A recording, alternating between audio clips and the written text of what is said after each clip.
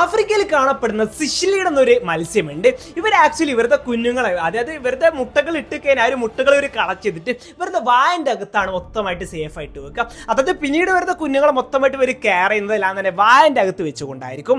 അതായത് ആ ഒരു മുട്ട വിരിഞ്ഞ് ഒരുപാട് നാളത്തേക്ക് ആ ഒരു കുഞ്ഞുങ്ങൾ, തൻ്റെ കുഞ്ഞുങ്ങൾ, ആ ഒരു അമ്മ ഇവരുടെ ആ ഒരു അമ്മന്റെ വായന്റെ അകത്ത് തന്നെ അങ്ങനെ കുത്തി കയറ്റി വെക്കുകയാണ് ചെയ്യുക. ആക്ച്വലി ആ ഒരു വായന്റെ സൈഡിലായിട്ട് ചെറിയൊരു അറ നമുക്ക് കാണാൻ സാധിക്കും. ആ ഒരു അറയിൽ ഇങ്ങനെ സേഫ് ആയിട്ട് ആ ഒരു മീൻ ഇങ്ങനെ ആ ഒരു അമ്മ മത്സ്യം ഇത്തരത്തിലുള്ള കുട്ടികളെ വെക്കുകയാണ് ചെയ്യുക. ഇനി എന്തെങ്കിലും കാരണവശാൽ എപ്പോഴെങ്കിലും ആ ഒരു മത്സ്യം പുറത്തേക്ക് അബദ്ധവശാൽ ചാടിപ്പോയി കഴിഞ്ഞാൽ വളരെ പെട്ടെന്ന് അതിനെ വീങ്ങുന്ന പോലെ നമുക്ക് തോന്നും. എന്നാൽ അതിനെ വായന്റെ അകത്ത് ആക്കുകയാണ് ചെയ്യുക, സൈഡിൽ ഇങ്ങനെ കൊണ്ടുവെക്കുകയാണ് ചെയ്യുന്നത്.